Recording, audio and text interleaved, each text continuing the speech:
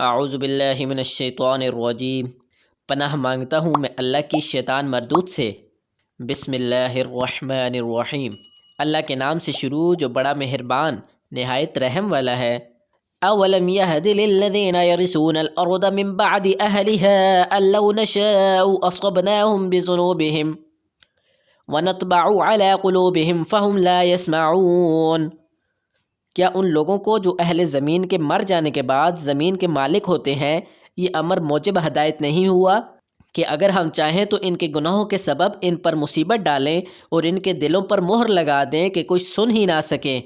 تلک القری نقص علیک من انبائها ولقد جاءتهم رسلهم بالبینات فما كانوا ليؤمنوا بما كذبوا من قبل كذلك يطبع الله على قلوب الكافرين۔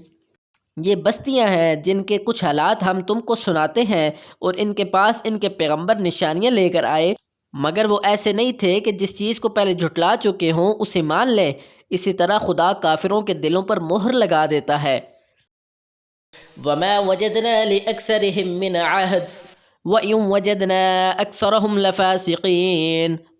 اور ہم نے ان میں سے اکثروں میں عہد کا نبھا نہیں دیکھا اور ان میں اکثروں کو دیکھا تو بدکار ہی دیکھا۔ ثم بعثنا من بعدهم موسى بآياتنا إلى فرعون وملئه فظلموا بها فانظر كيف كان عاقبة المفسدين۔ پھر ان پیغمبروں کے بعد ہم نے موسیٰ کو نشانیاں دے کر فرعون اور اس کے اعیان سلطنت کے پاس بھیجا تو انہوں نے ان کے ساتھ کفر کیا، سو دیکھ لو کہ خرابی کرنے والوں کا انجام کیا ہوا۔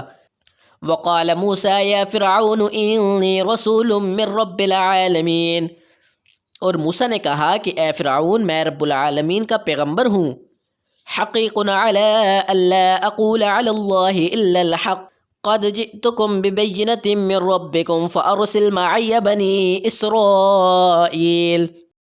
مجھ پر واجب ہے کہ خدا کی طرف سے جو کچھ کہوں گا سچ ہی کہوں۔